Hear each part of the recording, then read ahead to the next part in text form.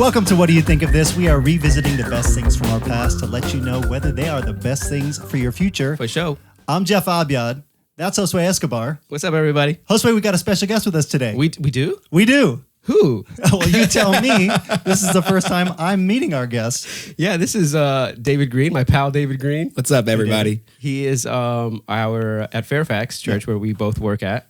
He is our, I want to say, junior executive music director for the entire church.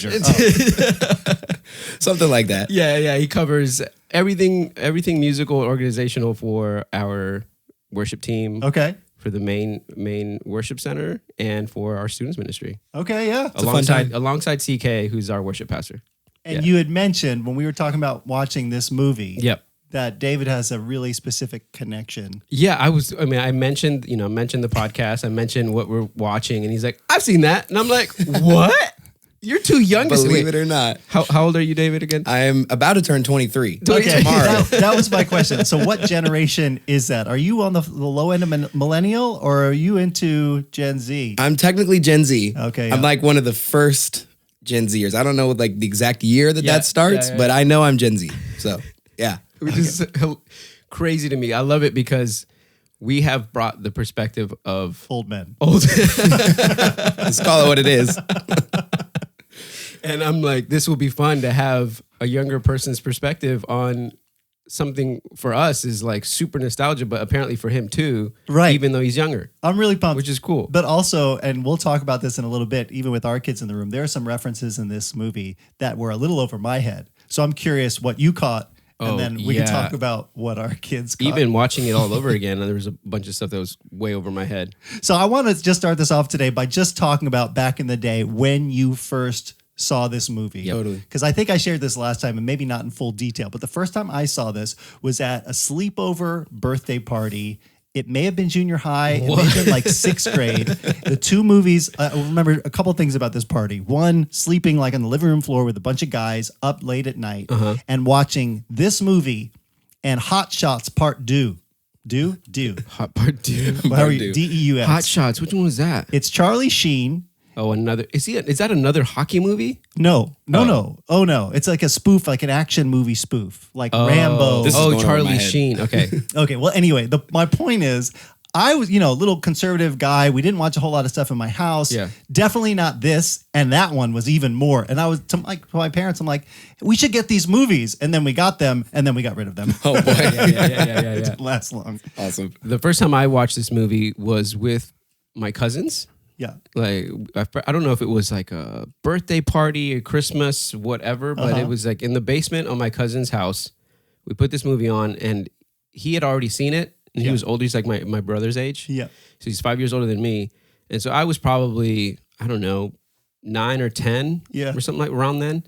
And he was already quoting some of the stuff in the movie. And I'm like, I don't know what you're talking about. Like the goodbye. The ding dong day. Yeah. He was doing that kind of stuff, and I'm like, "What are you saying?"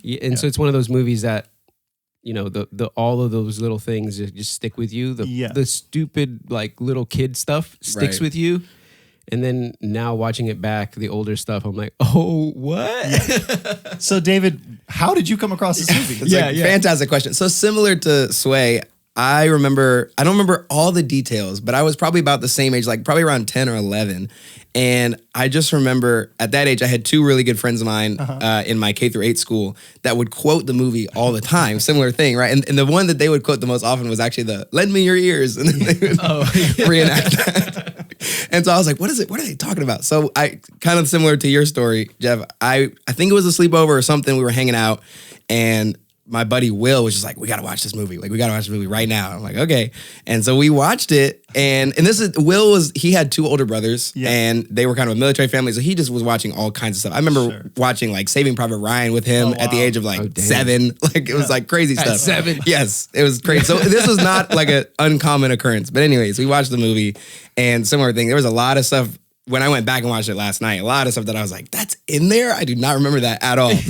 But so that was kind of how I came to watch it. It was a friend suggestion. I just happened to be there and it was a great time. Yeah. So we are watching this as maybe the tail end of our Epic Spring of 2025. Add effects later. That's And awesome. so I do want to say that if you have a suggestion, you guys listening or watching, of things that we can watch or you want us to watch that may be in the same vein as this, we'd love to hear them. Yeah. Let us know at ideas@wdyt.show. But for now, let's hit the intro. Men in Tights is like a movie about Prince of Thieves, just more like comedy, and it's funnier. If you haven't seen Prince of Thieves, you should watch Men in Tights to get the gist of Prince of Thieves. Okay, so Robin Hood Men in Tights came out in 1993. We talked about this. This is after Prince of Thieves, so it references it a lot. This is after Cary Elwes was in Princess Bride. Mm-hmm. Have you seen that? I have. Okay. Yep. And of course, this is after the Crusades, because that was the 12th century. Right. So that's what we're talking about, medieval England. But there's one word that came up in my mind a lot when watching this that I started writing them all down. ChatGPT helped me out a little bit too.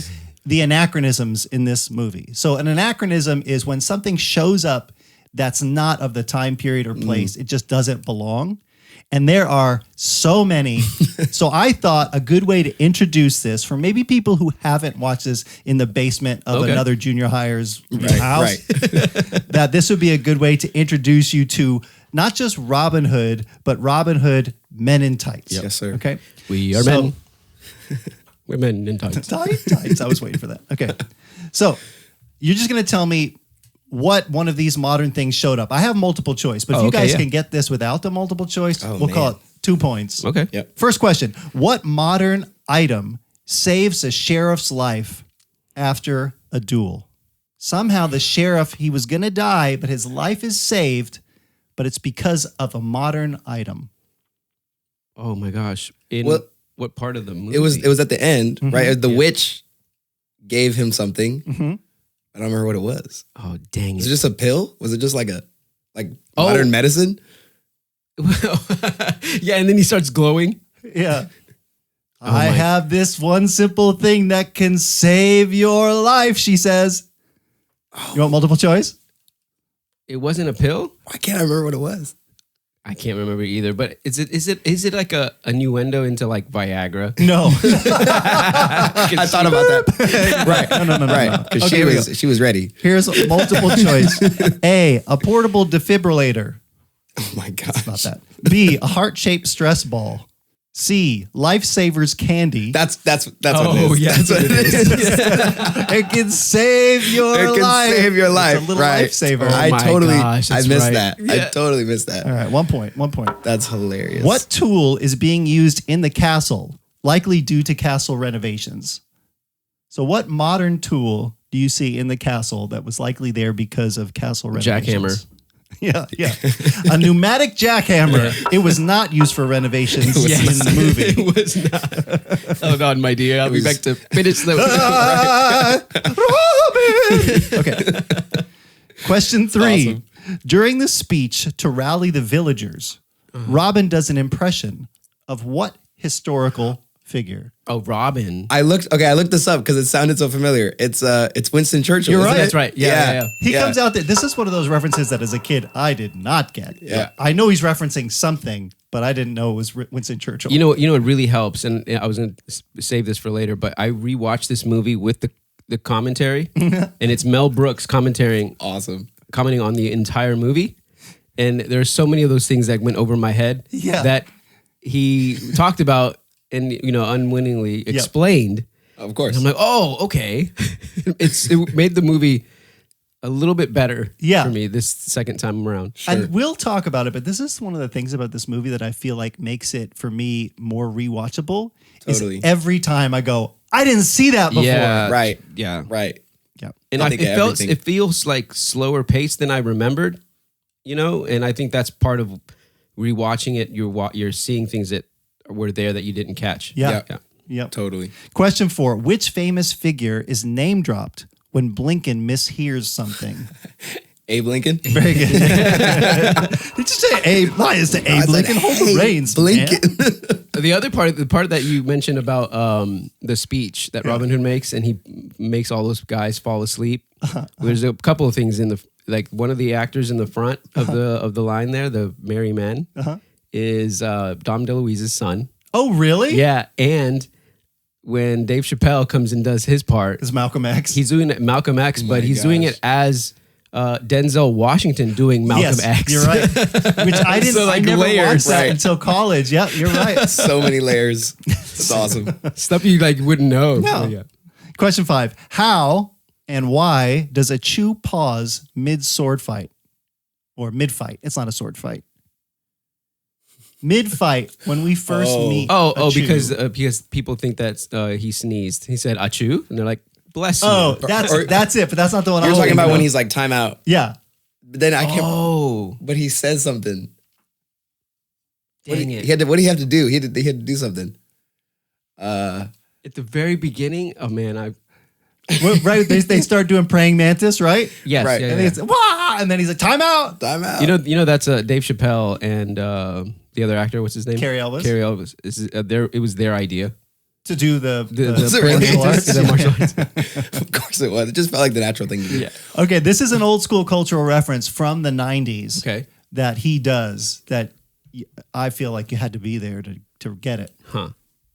You don't I was remember not what there. happens? Okay. I can tell you the line or just give you the multiple choice.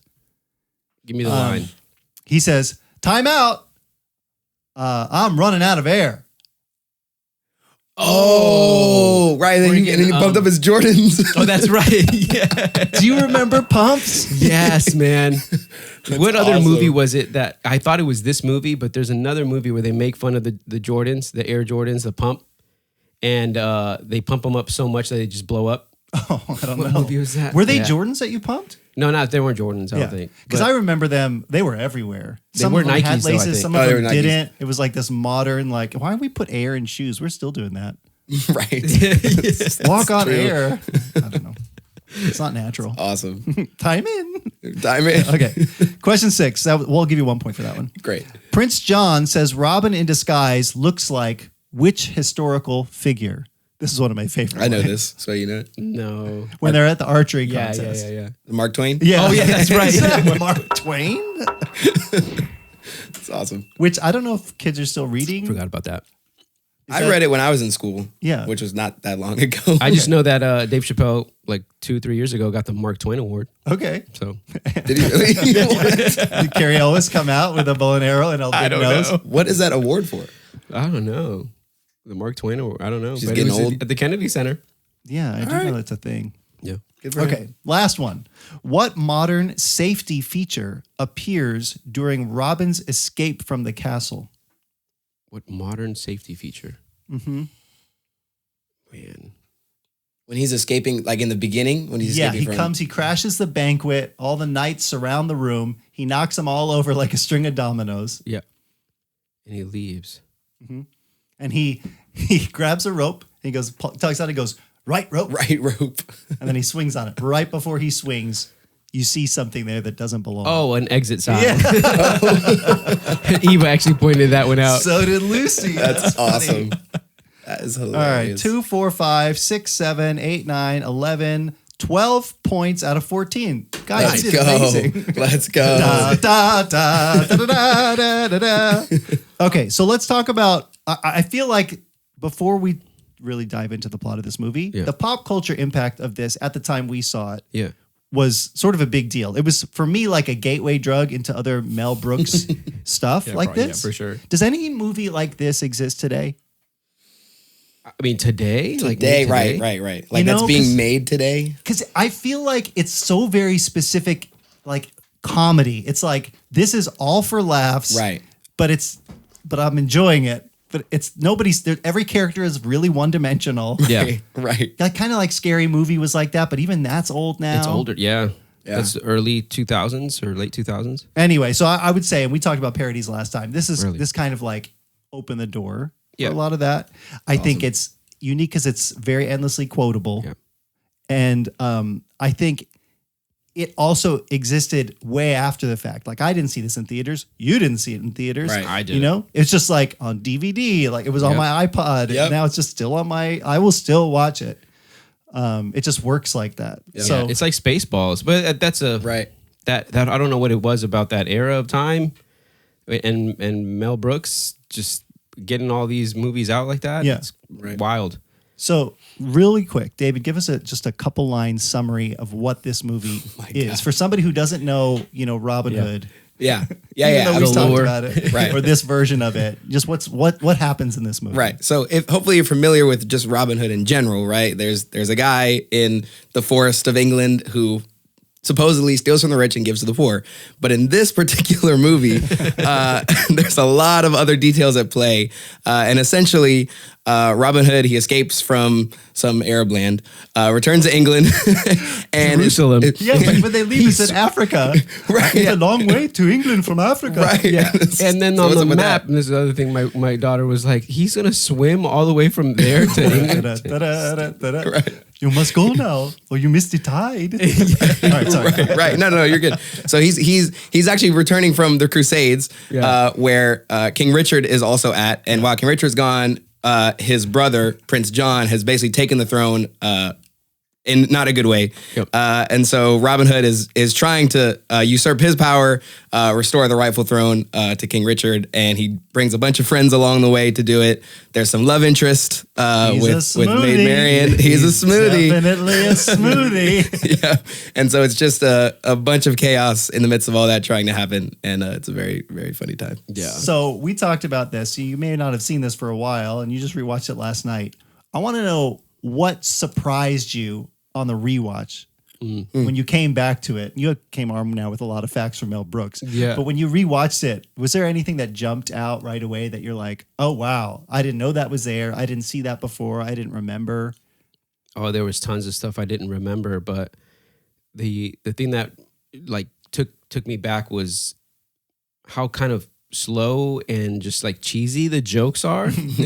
I totally thought it was a little faster. Delivery of the jokes was like, This is not 30 Rock. It's it's a lot slower than I thought. And, I know I said that it was a lot of making fun of Robin Hood, Prince of Thieves. Yeah. And it really, really was a lot of it, to the point where, there's that famous line. It was like, because I do a better English accent than other Robin Why would Hood. the people listen to you? Yeah. And that's what took me back was just like how many similarities and how many things they pulled really from that particular movie. Yeah. Right. Even though, Mel Brooks in the commentary says like this movie, this Robin Hood story has been told forever and ever and ever, so many times, but you're probably going to remember this one the best. Yeah. Right. And I'm like, probably, yeah. That is true. It's so notable. It's something that stood out to me that I just didn't notice before, and partly because I was so young and wasn't really familiar with who was in the movie, like the actors themselves. Yeah. I just loved how Dave Chappelle is basically just Dave Chappelle with a different name in the whole movie. He's just himself. And I just thought it was hilarious. The way, everybody's speaking with their English accent and saying all these things, but Dave Chappelle's like, nah, man, it's cool, whatever. Hey, hold the reins. It's just white men can't jump. Right. Did you get that reference? Well, that's just kind of a cultural thing for me. I wasn't sure if there was a specific reference. Yeah. So you guys will have to explain There's that a to movie. me. There's a movie called White Men Can't Jump. Which probably came out only a couple years before. Yeah, with I don't know that one. Is it not? It's not Denzel. It's No. I haven't seen it. Wesley Snipes. Yes. And oh my gosh, You remember better than me. I don't know. He was in Hunger Games. The white dude. Oh, Box. Like the general guy? No. The helper, the trainer. He was ex-champion or whatever. Haymitch. Haymitch. He's in White Men Can't Jump? Yeah. Oh, I didn't know that. What's his name? From Cheers. Yep. I want to say I don't know. Harry. No, I don't know. Oh my gosh, I'm so sorry because I just saw him in an episode somewhere. Right. In a He's podcast. in Catch Me If You Can. Dang it. I'll remember it in a little This bit. is all going over my head. Yeah. Wesley, You know Wesley Snipes, right? maybe. Oh man, If I saw a picture of him. remember Blade, yeah. the movie Blade, the vampire. No. Dang. Oh, can't even say Demolition Man. I know you haven't seen that. Okay, whatever. When I watched, speaking of Dave Chappelle, he was 19 at the time. It's crazy. But what I didn't know, that's crazy. and I don't even know that I caught until this very last rewatch, is the very in-your-face racial commentary. Oh my gosh. They were just sort of jokes, but literally when Robin Hood pulls up on his rented horse and the bunch of cops are beating up this black guy. Right, dude. Right, so, right. And he's like, hope somebody's getting this on film. Like all the time. Or even the fact that like the Rodney he's King got video. he's got this ethnic name that nobody can pronounce. You know? A Jew? Yeah. Nobody can know. Every time it comes up, they're like, you know, whatever. A Jew? Him? Yeah. Even Little John Key's like, oh, okay. And then, Right. It's funny because like in Prince of Thieves, the dude is you know, Arab, Muslim or whatever. Yeah.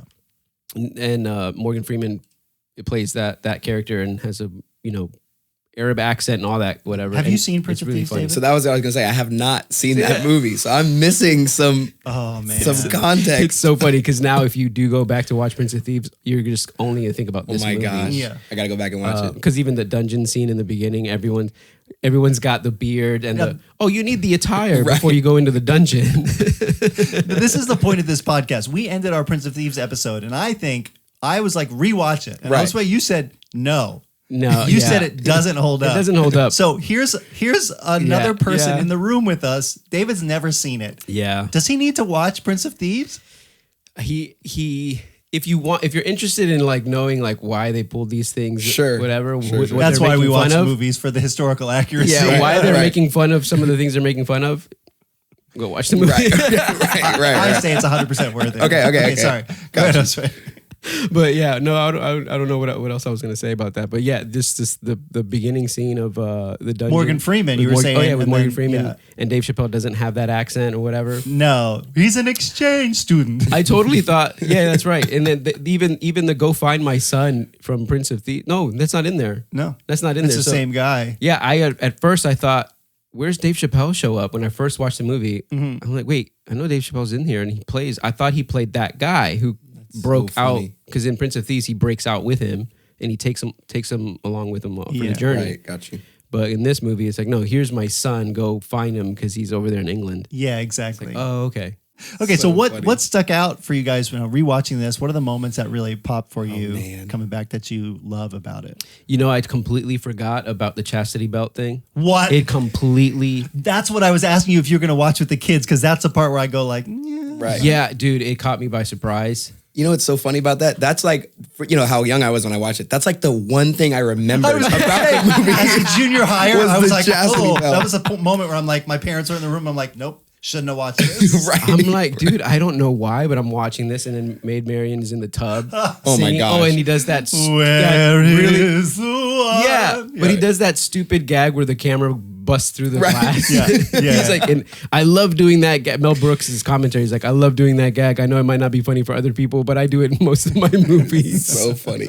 And I'm watching her in the tub, and I'm like, oh shoot, like her hair is covering up her parts, and I'm like, oh dude, like I don't remember At this least part. She's in the tub. Yeah. Right. I remember this part, and even Mel Brooks was like, here's the moment I love the chastity belt that we made. It was handcrafted and hand hammered. Look at the beauty of that thing, and it's like she's standing up and turning around. Oh my I'm gosh. like, oh my gosh, I forgot this. Yep. My lady, you catch a death of cold. I'm like, and then that, I mean, you know, Eve was with me, and I'm like, oh, dude, I totally forgot about this. Yeah, I could not believe I forgot about. I mean, that's the whole plot of the whole. It comes up a lot. Comes up, the humor related to that is the one thing that I was like, okay, every time it plays well in the movie. Right. Yeah. Right. It's not necessarily necessary. It's a specific kind of humor that makes it a little edgy is not the right word. Right. But when she comes and visits him in the forest and he sings, The Right. night is young and Right. you're so beautiful. Right. B flat. And by the end of the song, they're watching the shadow of them. Right. Oh my gosh. And like I a had drive-in movie. And the Right. first time I watched this with my kids, which wasn't this time, they're like, why is everybody laughing?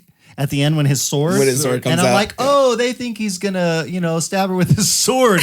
We left it at that. 'Cause I'm like, I mean, you're not wrong. yeah. But when they reveal at they're the all end, like, oh. they're like, Right. Mel Brooks is like, oh, they're disappointed that it wasn't really his manhood. Yeah. It was just his sword. All right. Wow. So funny. Yeah. What popped for you in this? So it was just like little quick moments that I totally do not remember. I think the first time I really busted out laughing when I was rewatching it last night was when Prince John and the witch are talking about what to do with Robin, and she's like, okay, well, I'll help you on one condition. You got to get the sheriff of Rottingham to fall in love with me, whatever. Gosh, yeah. And he's like, well, maybe we could get him drunk. We get him very, very drunk. And then, she's getting all excited. She got a chance. Yeah. Right. And then it pans over to his cutout and his face is different. Yeah. I never noticed that before. I busted out laughing when I saw that. I keep a likeness of him in my boudoir. That lady, that actress took like 5 hours of makeup. I can't imagine. every single time she was going to be in the movie. Certain? You want certain? Hire a witch. I'm just your cook. Eat this. He puts the eyeball in his mouth and he spits it out. Testicles of a newt? I guess he's a transsexual now. Yeah, like that stuff wouldn't fly today. No, Oh my not at all. gosh. I guess he's a transsexual. Man, it was funny. I loved the character introductions for this. The setup of every character, because like I said, they're one-dimensional, but they do a very good job. Like, and I'll kind of skip over Cary Elwes at this moment, but he's so good at this. Like, he just fits that Robin Hood, like, really dry, straight man, kind of an idiot. Yeah. And then he meets a Chew, and like you said, it's Dave Chappelle. That whole introduction is so funny. It is. The praying mantis, the pumps, his backwards hat with the what do you call it? Like a snapback? Yeah, that's it. Yep. You know? Right. The whole thing and the soldiers or whatever. And then when they meet Blinken. Yep. My gosh. Okay. Oh, Blinken's on the toilet with the Playboy. The Braille Playboy. And instead of doing this, he's like, he tries to cup the page. Like, oh my. Was so wildly inappropriate. And then he's like, be right out. Right, now the right. castle just got dragged out on top of him. Right. I thought there was a draft. A draft. I thought it felt a bit drafty. Master God. Robin, you lost your arms in battle, Yeah. but you grew some nice boobs. boobs. Like, okay, kids, please don't. Yeah. Right. Okay, right. that scene, I don't know if you guys caught this, because he gives Robin the key. He's like, oh, your father gave this key Right. to me. He says it holds the greatest treasure in all the land. Yep. Can I keep it? And he's like, no. You know, go ahead and give that to me. And he goes to put it on him and he misses and he puts it on his arm. Yeah. And then Robin Hood puts it on himself. Yeah. Did you know the key opens? Oh, it does? Really? Yes. Oh, I didn't see The that. whole movie is based on the fact that he has this mystical, magical key and it doesn't break open until the end. But if you watch that scene, he puts it on his neck, it flips open, you see the prop key inside and he shuts it. Oh. So what couldn't have been on purpose? Oh, I don't missed remember. that. Yeah, I don't remember here. I watched that portion with the commentary, and I don't think I don't know if he mentioned it or That not. happened on probably my 1000th rewatch as a kid. Sure, you know, where I'm sure. like, what? Right. Right. One of those So things. funny. I missed that, dude. Yeah. So they leave there, right? And then you get the whole But Marian. it's so obvious what the key is for. Well, she's singing, and that's the thing when she gets out of the tub. So she's singing in all this sincerity about who holds the key to my heart, Right. and you're like, oh, it's a metaphor. Yeah. Right. I pray that you'd bring me a kind and gentle man who carries the key to my heart. You know, Couldn't make it more obvious. Yeah. and she's not like my favorite character, but she does that well. Yeah. Broomhilda. Her Oh my gosh. whatever lady in waiting Yeah. is so funny. She's that hilarious. happy little bluebird, that happy little doo-doo on your hand. You know, that's a real bird. No. Yeah. No. They put a cup of Oh, seed. yeah, because it was eating out of her hand. Yeah. It wasn't a bluebird, though, right? I don't know. It's What it was. impressive. Giant. So anyway, so all I know that, nothing and about then birds. like it just keeps happening like that Right. because you meet Prince John, hilarious, like sheriff. Oh my gosh. Yeah. all those intros are just so funny. They to did me. their own. They awesome. did their own soundtrack. Those guys. Yeah. Just blowing into their hands like that. Yeah. You know, and So funny. the amount of takes. That's it's a fake horse when he's upside down. The horse. Oh. It's a fake So it doesn't mechanical pee on horse. him. Oh, yeah, yeah. yeah, because they're like, yeah, we put it in the movie or whatever, but that horse would pee on you if you're that close because you don't ever know when the horse will pee. Oh my god. So they had to make, and one of the things that was really cool to find out about this movie was the production design, the production, the production person, the production guy was the same dude that does all the production, stage production for the Monty Python movies. Oh, Yeah, same dude. That checks out. Yeah. it does. Yeah, I was thinking about that. Yeah, because when I watched this, it felt like a stage thing Yeah. in the same way that Monty Python does. That's Yep. interesting. Yep. And then I forget the music, the score. I forget what the dude who's done it before. He's done it for a bunch of other movies. He's done it for Mel Brooks also in other movies too. And so a lot of the scores is that same person. So they just used a lot of obviously these guys use the people they've worked with in the past. Totally. Right. But the Monty Python one was really funny. I was going to come in saying the one thing that I didn't love so much was the music. Mm-hmm. It's fair. Because it felt really flat. It felt like, it felt like the most basic background music at times where it would swell and stuff, even at the beginning where it was almost kind of ominous where they got the fiery arrows and then it's a comedy right away, you realize. Right. But then the more I watched it, like, cause I rewatched it, the more I was like, oh no, actually this actually really works. Like when we get to the fighting scene with Robin Hood and Little John. Yeah. Right, and they're fighting with the like bow staffs or whatever that keep breaking. Yeah, right. And then it gets to the last one, and it's the whistling, and they're like, ow, ow. Like, oh, this music actually, it was good. Yeah. They're just trying to be comedic, like Right. bring up the comedic aspect of it with music. So Yeah. I thought that too. I thought in moments where there wasn't any music, I wish there was something behind them playing. Sure. I'm like, could there be a pad here or something? Like, what do you do? You're thinking It's everything like we're silent. Fairfax. Yeah, it's like, man, can we? Why is this so dry right here or whatever? Right, but right. I mean, they did it, the way they did it. Yeah, what do you think of that fighting scene? So that is a play right off of Prince of Thieves. Okay, this is helpful. Yeah, they did that in Prince of Thieves.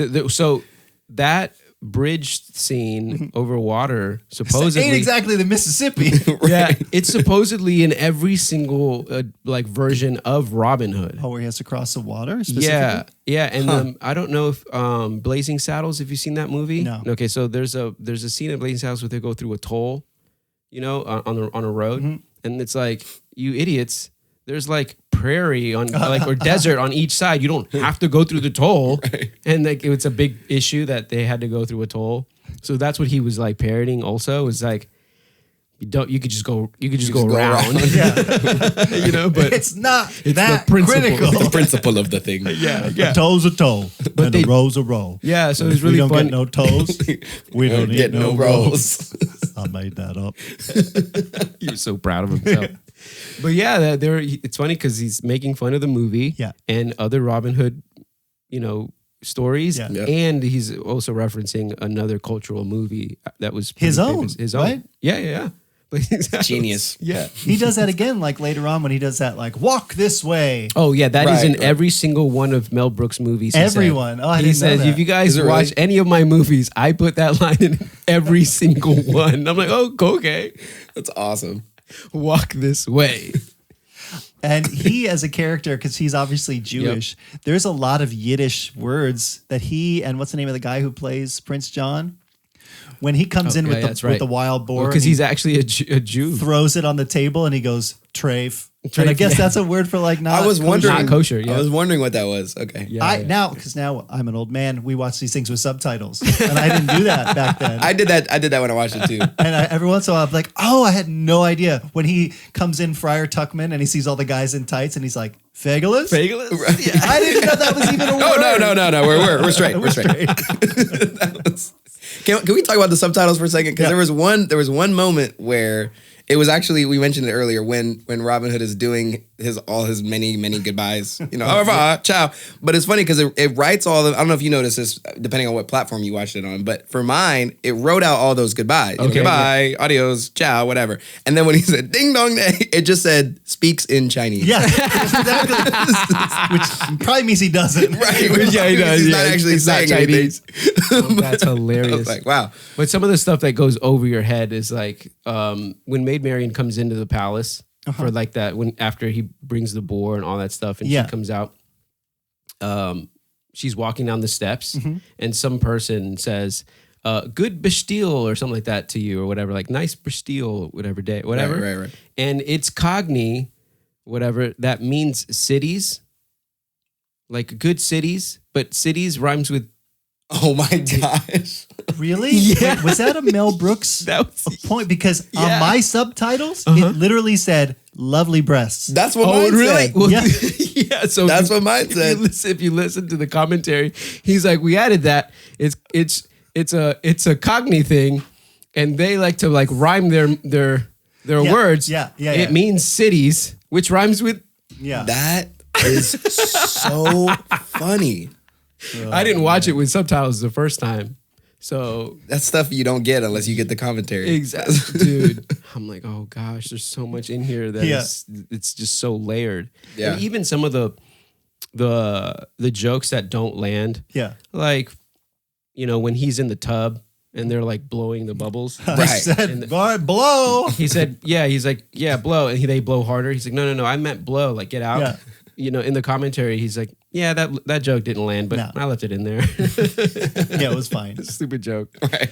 Yeah. Well, how many times is it him only that goes? Oh, a couple of guys go later when he says he's like, everybody out later, and he looks at the woman. He's like, later. Oh, right. Lincoln does the same thing. Does he really? When he thinks that statue is Robin Hood, and he's like, Blinken, I'm over he here. does. And I was like, oh, later. Right. Stupid. What's wrong with you, Blinken? Yeah. One of Blinken's funniest moments, I feel like, was in the fight scene in the castle. And he's just going to town on the super high speed. Yeah. Dude, I could not stop laughing at that. He's one of my favorite characters in this movie, especially to watch. Yes. Like when they're doing that river scene and they're all introducing their friends, and he's like, oh, this is my best friend, Will Scarlett. He's like, actually, it's Will Scarlett O'Hara. We're from Georgia. What part of Georgia you from? Right. South Central? South Central. He says it must be South Central after he like. Yeah. Right. No, but when he's like, here's my friend Blinken. And if you look in the background, Blinken just turns this way. And he like, waves. He does that, yeah, and he does that also with Maid Marian too. It's like, oh, that's Blinken over there in the night, and he's on the horse.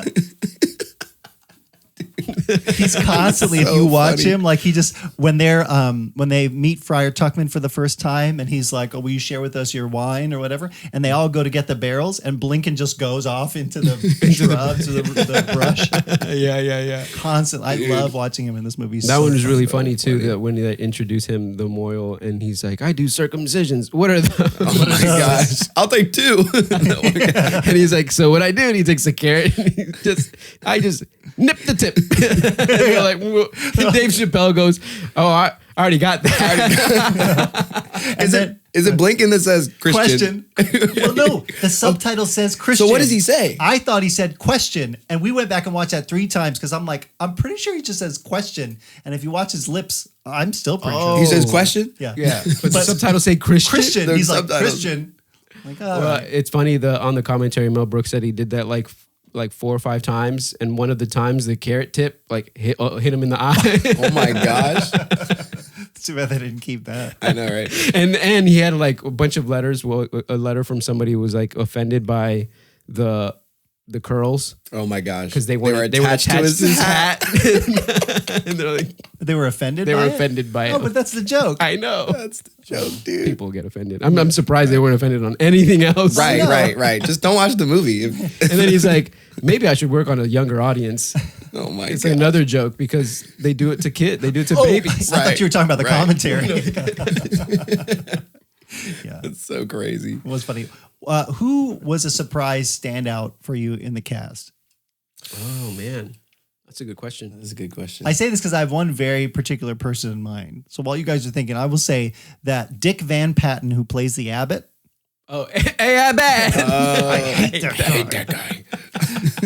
I knew him as a kid because I looked this up and nobody will know this. If you know this, comment please, because I want to know. It's called A Mouse, a Mystery, and Me. And I didn't remember this. I just Googled. I was like, what is this? Because it was an NBC Christmas special that aired on December 13th, 1987, about a world-class mystery writing mouse who spends Christmas Eve with his sleuthing partners tracking down a missing Santa Claus. Which sounds like a Christmas movie, but it was an animated mouse. Oh, geez. And Dick Van Patten was in this movie. I don't even think my siblings will remember this movie, but let me know. That is so funny. But when he comes and he's like, we're going to do this service in the new Latin. O Olde, Imasque, Oye, Essings Blay. Amen. Awesome. Your name is Mervyn? That's his real name? Yeah. The actor's name? And then the horse laughs. Is that really the actor's real name? Yeah. That's awesome. I didn't know a ton of the people. I mean, just because it's an older movie. I didn't know a ton of the people in the cast. Mm-hmm. I knew Cary Elwes. I knew Dave Chappelle. And I don't know the guy's name, but I recognized Little John only because I'm pretty sure he plays the dad in that. You guys remember that show, Good Luck Charlie? No. I've heard of it. It's like a Disney Channel show that I watched as a kid, as a child. But I'm pretty sure that's the dad. Anyways, I don't know his name, but I just recognized him. Okay, I told this to Josue last time and he didn't remember, but have you seen the movie The Mask? Jim Carrey? Oh, you definitely won't remember this. I don't think so. The woman who plays Maid Marian is in that. Okay. And that's the only other thing I know her from. Yeah. Most of the other cast members outside of Mel Brooks. Oh, what's the name of the guy, Josue, that plays Prince John? You're right about Good Luck Charlie, though. Is the same guy? Yeah, it's the same guy. Eric Allen Kramer. There it is. Yep. Big dude. Yeah. Prince John, who's the actor? Because he's in other Mel Brooks stuff too, isn't he? With the mole. He looks familiar. I have a mole? Richard Lewis. Richard Lewis. Yeah, he's a comedian. He's a stand-up, yeah, right? he's a stand-up comedian, actually Jewish. Yeah. So That's awesome. That when he gives puts the pig on the whatever and he says that word, trife. I mean, that was all him. That's awesome. Yeah, Richard Philip Lewis. And I don't know the guy that plays the sheriff of Rottingham, but Leaving Las Vegas, Curb Your Enthusiasm. Well, yeah, he's in a bunch of Curb Your Enthusiasm episodes. Yeah. What's the sheriff's actor's name? You know, it is Roger Reese, but his middle name is Mervyn. He was very capable as an actor, I thought. What a dumb role. Right. And he was really good with those stupid backwards lines. Oh gosh, yeah, the dyslexia thing. So funny. Yeah. It really threw me off. How do you remember to say the words in that way? order? In that order, man. Oh my gosh. He said them pretty slowly when he was like, King, illegal forest. Yeah. Right, wild right. pig, ooh, in at is. Yeah. It was I'll pay for this. I mean, you'll pay for this. Stupid. Awesome. One of the standouts for me, and we haven't talked about this moment yet, was when Sheriff of Rottingham goes to the mob essentially to help him to kill. I was looking forward to discussing this with you after The Godfather. Dom DeLuise. You know what's really funny, man? I think it's because of this movie. I thought The Godfather, that was all Dom DeLuise. I think for me growing up, because I hadn't watched the Godfather. Really. Have you seen The Godfather? I've seen the beginning of it, and that was it. Until we watched so that it. was this scene, basically. Yeah, right. I hadn't watched The Godfather, I think, until we watched it for this show, right? I mean, I don't think I'd seen it before, or had I seen it? Wow, our memories, I don't know, but I hadn't seen it maybe in years. Anyway, but this was a standout. That whole scene was standout for me. So man. funny. It was so funny. And after, I will take these cotton balls from you with my hand and put them in my pocket. What is it, Filthy Luca? Whatever. Filthy Luca over here. And what was the other guy's name? Your associate, Dirty Ezio. Dirty Ezio. He says very little. Little. He says nothing. My enemy cut out his tongue. He went. I didn't like it, so he's like, "Hey, come here, do this." He can't do it. He can't do it. I love to tease him. Dude, it's so funny. And the lizard. He's like, oh my gosh. Is your lizard limp? My age. When you get to be my age, yeah. Dude, that was so funny.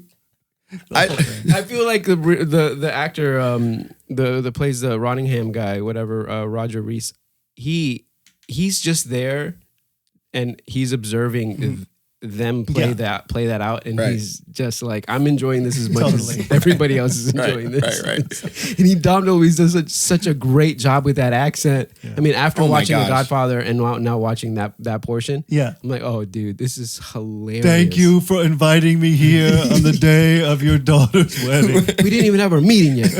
Oh. Stupid. That sets up for me, though, one of my favorite parts that I remembered as a kid was because then it goes up to Maid Marian, who's listening on the windowsill, and they have to go tell Robin Hood. And then she calls her, what's the name of her horse? She sings out the lady. And then Broomhilda. Oh my God. Farfig Kruger. Yeah, because they can't say Farfig Newton because of copyright. Oh, is that right? Yeah. And then she goes to jump on the horse, and the horse gets subtitles. It's like, she's got to be kidding. You gotta be kidding me. If I were you, I would never do that again. Right.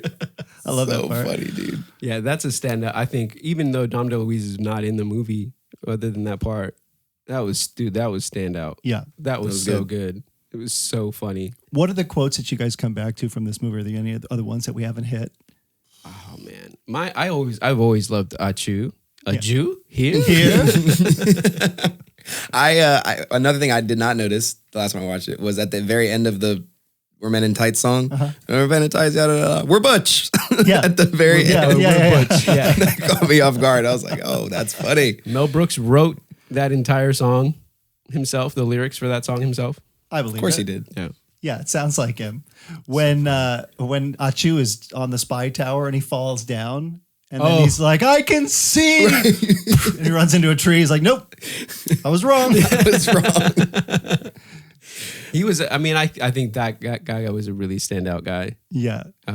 He crushed that. Yeah, dude. And then, so the way that it really built up with all the character setups, for me, it also really paid off at that final scene when he comes to the archery contest. Because there are so many breaking of the fourth wall, like you said, where the camera's coming in, where, they're just basically talking to you as the audience. Right. And this is like, we all know this is going to end where Robin Hood wins this thing, and the guys are walking in and whatever's going down, they're like, let's get out of these ladies' clothes and get into our tights. Which they already have on underneath. Yeah. Right. Yeah. You look like, blink and fix your boobs. You look like a bleeding Picasso. It's like, oh. Punches her boobs. So, that one got my kids to laugh. Did it? Yeah.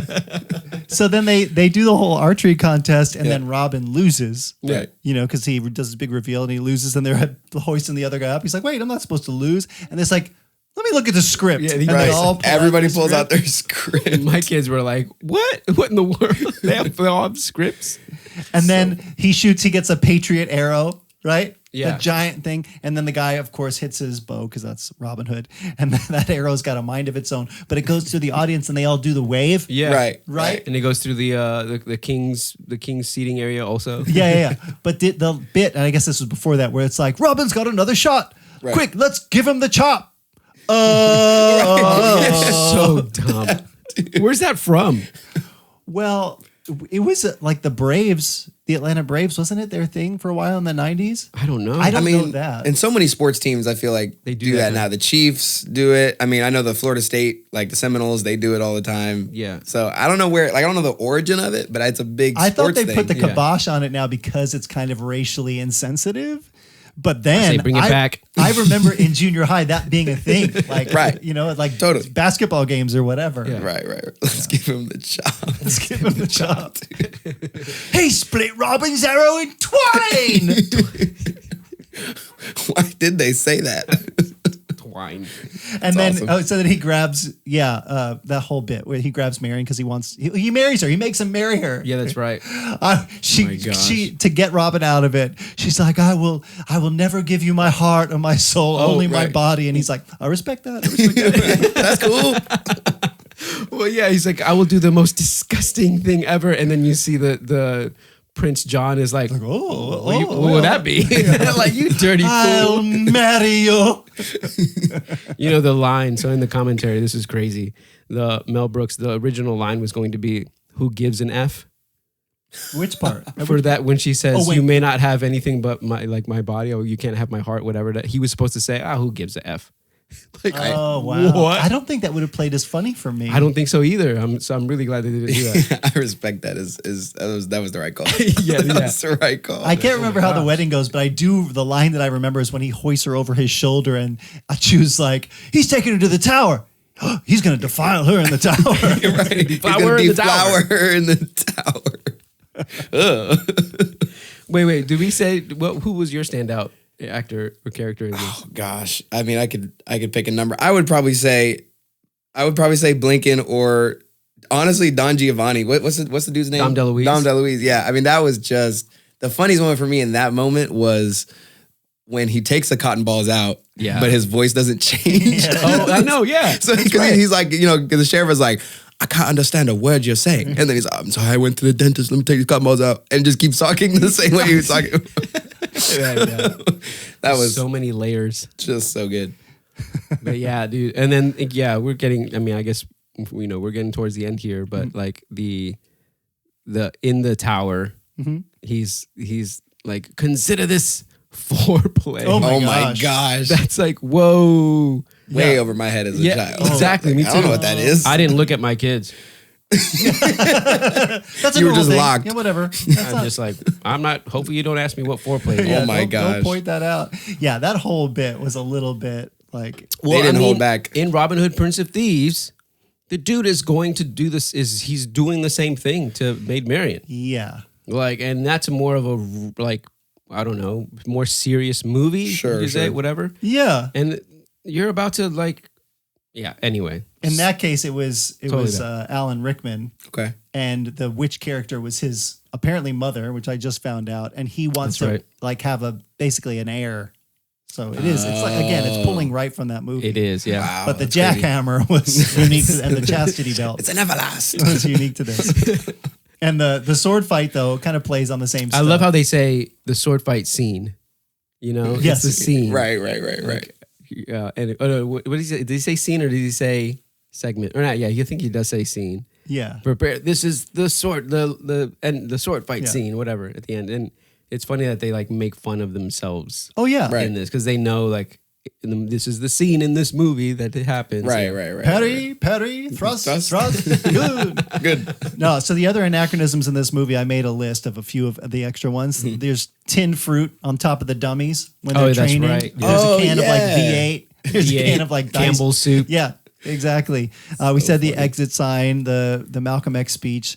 The guy yelling, "Hey Abbott," is like Abbott and Costello. Oh, really? You didn't get one. You missed one. What?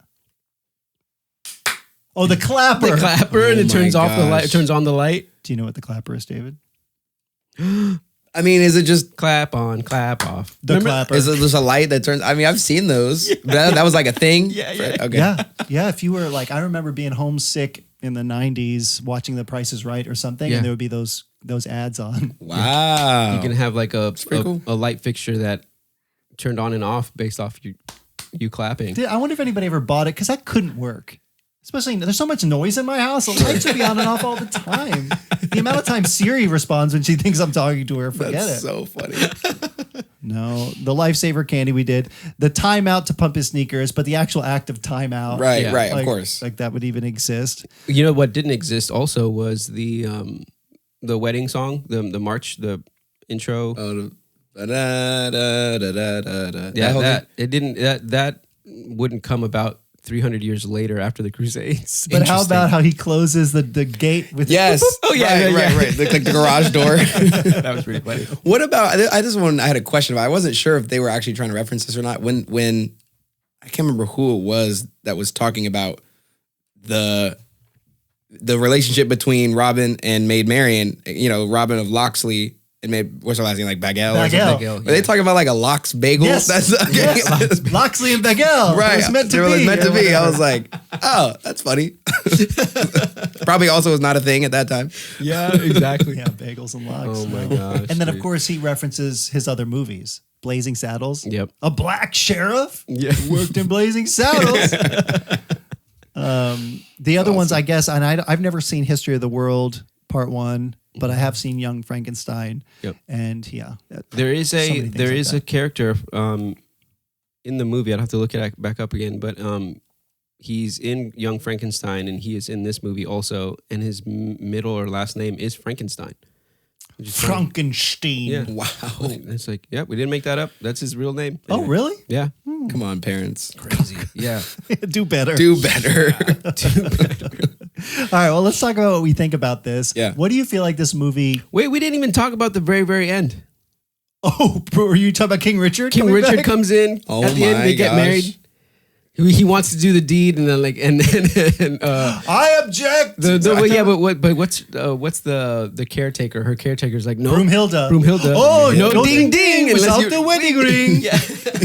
And then he's like, Before you do it, you must go through it. Yeah. Or else I blew it. See, David, you got to go through it. You gotta go through.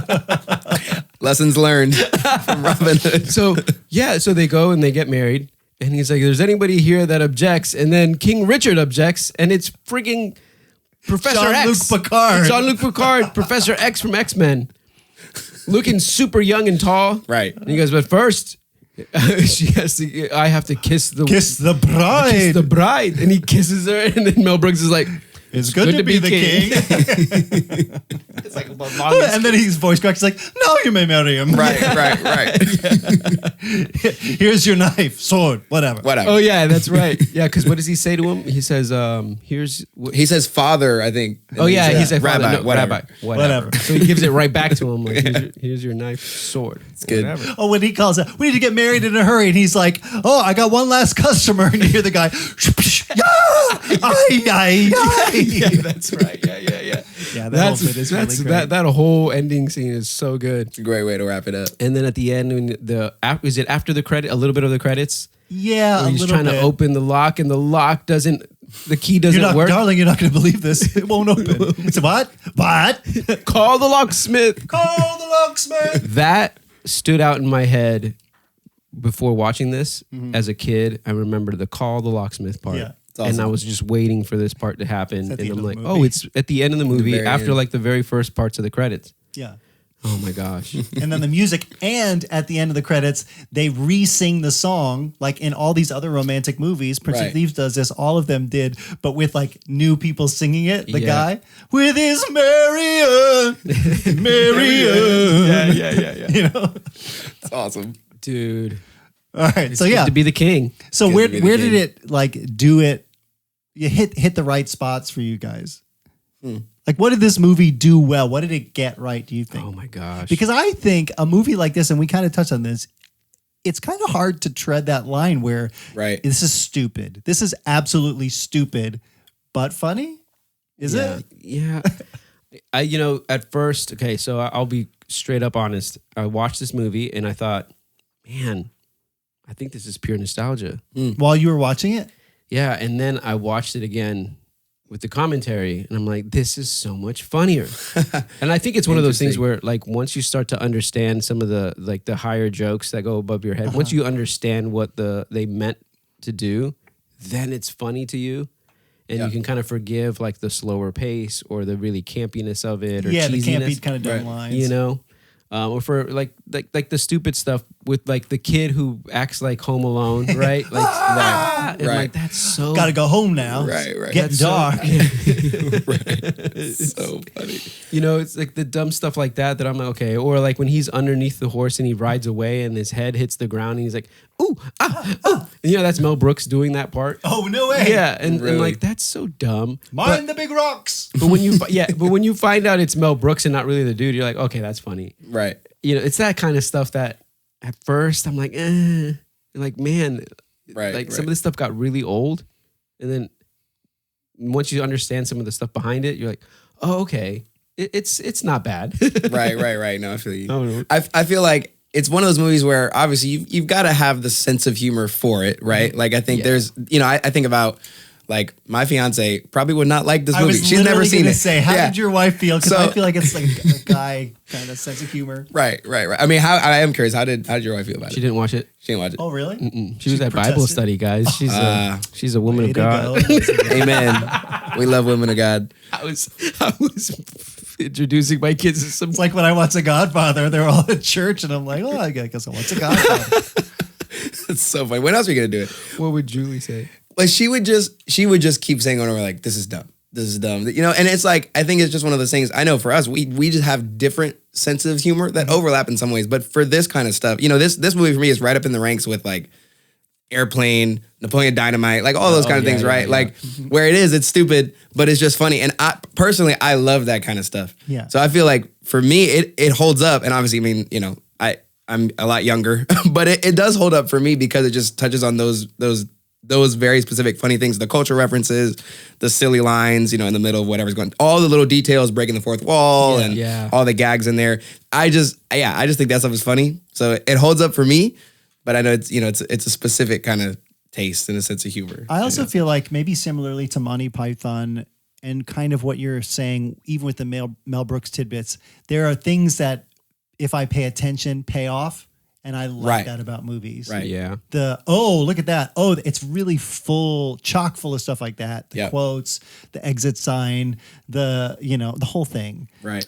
So that's one of those, I love watching it with other people and seeing them experience it, especially my kids on multiple levels. Yeah. Just because, and I don't know, did you watch it just with Eva? And you said the other two kids kind of crept in? Yeah, they crept in afterwards because they were like, we don't want to watch it. We're going to play or whatever. And he was like, I'll watch it. And so I think the kids came in around, I think right after the Dom DeLuise Godfather skit. Oh, wow. Yeah, that's far in. So so they came in after that. They, like I said, they really thought it was really funny that they pulled out scripts. They thought that it was really funny that guy had to like punch his boobs. Right. There's just some funny stuff that doesn't really need any context. It's like the physical comedy or the part where actually no, were they there before? Because I remember, maybe it was just Eva, but the little John in the water drowning. I can't swim. Right. You know that whole. I'm drowning. So there's like for like the younger crowd, I guess there is that physical comedy that'll always be there. Right. You know, the intellectual stuff you have to kind of get. For it to land. But I like that. I like what you said about that, Jeff. Like that's a part of it. It's part of the engagement, right? And so you kind of get out what you put in a sense. Yeah, I was watching it in our room work on multiple levels, where the little guys were just like, physical humor, so funny. Right. Where Lucy's older and she was like, "Oh, is that an exit sign?" Or she's pointing out that stuff. Yeah. My wife, who's on her phone, is just like, poor Amanda. We've been together for a long time. She's probably heard me quote this entire movie. Oh, I'm sure. She's like, I'm done. I remember it reminds me of Monty Python because when we got to the end of Holy Grail and Amanda saw how that ended, she was so mad. And I'm like, well, that's why it's funny, Right. Because it's disappointing. Yeah, it's hilarious. Well, there's stuff in here too that they throw in that's just so unnecessary, but it's just a guy thing too. In the castle when they're fighting, you've got the wenches that all you see is the guy's eyes. The guy's eyes are like he's just looking around. And Mel Brooks in the commentary is like, these ladies were the best actresses. Oh my gosh. It's like, wow, bro. No shade. It's so great. So are you guys familiar with like I don't know if it's a super new cultural thing, but the idea of like the intrusive thoughts. And like the intrusive thoughts winning. You guys have you heard about that? It's just, I don't know when this came up, but it's kind of this idea where like if something happens and you kind of have those thoughts in your head like, man, it'd be real funny if I did this, or kind of like when you pranked Lindsay. It's like the intrusive thought, right? So like a thing that like, maybe we don't need to do this, but we're gonna do it anyways. I feel like this movie is just full of that. The intrusive thoughts win, as the kids say. Oh, my intrusive thoughts have won way too many times. Yeah. And I think Mel Brooks just lets them win. Yes. He's like, what if we just made a movie with all my intrusive thoughts right here? Yes. Yeah. It's hilarious. It does feel a lot like that. So I mean, I changed my tone a little bit after watching it again. I will say I think it holds up, and I think it's a definite like, do yourself a favor, watch this now movie. And I think you're right here, David, saying you can watch it having not watched Prince of Thieves. Yep. And we talked about Prince of Thieves. Josue doesn't think it's an essential watch. I don't think it is to watch this, but I think if you watch this, as a person who appreciates like little like specific jokes, right? Yeah, it's really good. I'm gonna go back and watch it because I do want to pick up on some of those things that I'm probably missing. Yeah, and you'll get the joke of an English accent better than other Robin Hoods will land even harder when you watch Prince of Thieves. Right. Well, it's funny. I listened to y'all's episode about that just to kind of get an idea. And I mean, you were going off on Kevin Costner and his monotone. I figured it probably has something to do with that. Yep. But even him showing up in England, with the big England Hollywood. Oh my God. Sign, oh yeah, that's and kissing the sand. Right. I mean, it is. Oh, that's right. Because he does that in the movie. Like yep. That. Yeah. That's so funny. Well, so yeah, I definitely say it holds up. I think across the table. I think it holds that's up. What we're feeling. I changed my mind. It holds up. Let's go. So guys, let us know what you think. You can do that right now on Spotify if you scroll to the poll. Scroll to the poll. It's right below. You can let us know what you think. I really hope you watch it and you think it holds up too, because this was so fun. Yeah, it was really fun. It's a good one. Fun to watch again and just to get a bunch of old nostalgia memories of the time that I watched this in, because I had totally forgotten about watching this in the basement of my cousin's house. Yeah. While all the adults are upstairs. Right. Letting multiple age groups watch this movie by themselves. Here's what I love also, just ending this thing. Yeah. Is that like as a kid, I would never have watched this with my parents and felt comfortable. Yeah. Now, like at the very beginning, when Robin Hood shows up in prison and he's like, "This is Mukhtar, your prisoner," or whatever. He's speaking in Arabic, and my dad speaks Arabic, so he understands what he's saying. Really? And like when he comes in and all the prisoners are gone, he's like, "I told them they were so excited they're gonna be and I'm in deep." Right. I specifically, as a kid, remember my dad laughing at that and thinking, "Oh, that's really funny," because he thinks this is funny. Wow. And now, as an adult with my parents, it's like a whole different experience. Yeah. So, did you catch yourself like laughing, like with your kids? Did you catch yourself laughing at things and that they didn't laugh at? Oh, well, that happens all the time. Yeah, right. Was there a specific thing you're thinking about? No, there's just different moments where I'm like, and I know they don't get it. Right, they don't get it. Right. Oh, yeah. And then there's moments where they're laughing and I'm going, "Oh, that's so cheesy," but they love it. Right. I mean, I think that's, I guess, the genius of Mel Brooks. And it's for everybody on some level. Yeah. What do Dave Chappelle thinks about this movie now? It's a good question. Like anything looking back. Dave, if you're watching this, give us a comment and let us know. He's a different brand now, but I think this is something to be proud of for the ages, Yeah, I agree. So crazy. Well, yeah. And I will say also, besides the poll, if you find another anachronism that we didn't mention, let us know. Or if you want us, like we said, to watch some other spoof movie, just send that to Chastity Belt at wdyt.show, and we'd love to take that into consideration. Okay, before we end today, I have one final closing segment. We don't have a stinger for this yet, all right, but I'm reintroducing a segment called Bad Advice. Oh, I love this. Okay, this is Bad Advice Sherwood edition. Okay. This is where our audience, fans that may or may not be created by ChatGPT, maybe real people, write in for our very worst advice. And bless their hearts, we're going to give it to them. So let's go. Either of you guys can chime in and answer these ones. I'm just going to pick a few because I have a ton and we don't have time. Okay. This one comes from Loxley Lover 92. Loxley Lover. My boyfriend insists on robbing from the rich to give to the poor, but he's using our joint account to buy feathered hats in bulk. I think he should keep his chivalry out of our relationship. Am I being unreasonable? David, you're about to get married. You probably had some conversations about joint bank accounts. At this sure have. I sure have. My bad advice would be, yes, you are being unreasonable. You need to submit to the man of the household. It's very biblical. Joint bank account? Why do you have access? Right. What are you talking about? I say my bad advice is no, add more money to it, and then get a loan. Maybe get a job first. With no collateral. Get a loan and buy him double the surplus of whatever he needs. Right. All right, this one comes from Sir No Kiss a Lot.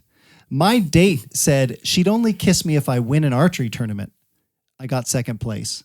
Now what? Wait, say that last part again. She would only. She'll only kiss me if I win an archery tournament, but he only got second place. And I guess he only gets second base. End the podcast there. I like that. That's a good one. I like that. I'm not even gonna try. I'm sorry for all the female listeners. I was just gonna say challenge the guy to a rematch, but this time make it like checkers or something. Or a thumb war. Thumb war. Right. I like that. Yeah, lend me your thumbs. Okay, let me just skip to the last one here. This one comes from Quiver Me Timbers. My girlfriend collects arrows from all her exes and keeps them in a decorative quiver over our bed. Should I be concerned? No. Not at all. I think you should take those arrows and use them for the true purpose of threatening your boyfriend. Boyfriend? Is that who it was? Yeah, well, I think girlfriend? Get a cutout of all the exes, a la Prince John and the Bourgeois. Yeah, right. Just set them up and take those arrows, target practice. Come on now. Yeah. And then say you're next. You're next. You don't stop collecting these arrows. All right. Well, okay, so next week, Josue, we are going to be doing something we haven't done in quite a few weeks. A little bit, which is revisit an album. Yeah. Now, we've been on this rhythm of doing mini-sode episode, mini-sode episode, but we're going right back to a full-on album review. I say so. I say that in an uptone because I have no idea what we're doing. And Josue's bringing something that I may or may not even know. Yeah, we didn't talk about it beforehand. I don't know if we should tease it now or just go for it. But I'm ready to. I think lay it out there because then people can be listening to it ahead of time. Yeah, and just say what it is, what I'm suggesting. You know, it took me a little while. Like I kind of knew the artist I wanted to go back to. Yeah. But they have a really good, I guess, library of albums and music. It's not Bryan Adams. Which one should I pick? No, I mean, this one's really nostalgia to me. Like, so there's an album that I definitely stands out as like when the first time I heard it and all that kind of stuff. And then there's another album that was like, okay, well, this is the one I actually kind of like did more with. And it's been 24 years now since it came out. Wow. And I'm like, oh, this is the one that I think It's older than me. Yeah, this is the one that I'm more like, my heart's on more. Anyway, but the artist is Incubus. Okay. And I know you've never. It's so funny because I've known you for so long and I know you love Incubus. I don't even know that I've heard Incubus. Oh, yes, you totally have. In Only movies. through you. In movies and stuff like that. I don't even maybe. You know, in like movies as far as like where their music might be like in the background or whatever. Mm-hmm. But and since we've done 2 albums that were very like old school Christian, whatever, I'm like, I'm gonna just take them to the other side of the world. Oh no! But not in the script, but not in a bad way. It's like 9 Inch Nails. There's not like it. We're not right. doing it. No. I mean, you know, people who've heard Incubus. I mean, the only like really, I guess, devilish thing about it is the actual title, the actual name of Incubus. But the album I really want to go to is Morning View. Morning View by Incubus. Came Let's out. go. In, you said 2000. 2001. 2001. Just after Y2K, we had been through a lot as a nation. Yeah. Yep. You know, one that, you know, it's really close to my heart because my brother Edgar introduced me to them. Okay. He introduced me to them at the album prior to this one. Yeah. Which I was debating. I'm like, oh, should we do that one? But really, Morning View is like the one that also like made them at their pinnacle, you know. Yeah. And they re-released a new version of it. Yep. You know, now that they're older, you know, 23 years later. It's like remastered or they re-recorded it? They re-recorded it. Oh. And I'm not suggesting we listen to that one. We go back to the original. Let's go back to the original, yeah. Okay. This is going to be an interesting week for me because we're prepping for that 90s worship night. So my playlist right now is going to be like Ron Canoli. And Incubus. Yeah, exactly. That's even better, folks. That's even better. The spectrum. Yeah, my family's really going to You're get gonna a go. wild ride. Yeah, for sure. Like, should we rock out and then repent? or repent and rock out? I'll do both. Well, thanks for everybody for hanging with us. This was a little bit longer, but honestly is still one of my very favorite movies of all time. Yeah. Really good. If you want to interact with us more, you can do that on all the socials. All the links are at wdyt.show. Like I said, we've been putting special stuff just on Instagram, just on Facebook, and then YouTube releases have been on Fridays, and those are their own other thing. So anywhere you are, a thumbs up, 5 stars, a comment is always helpful. Appreciate everybody who's already done that. Wait, hold on. Have you listened to Incubus before? Nah.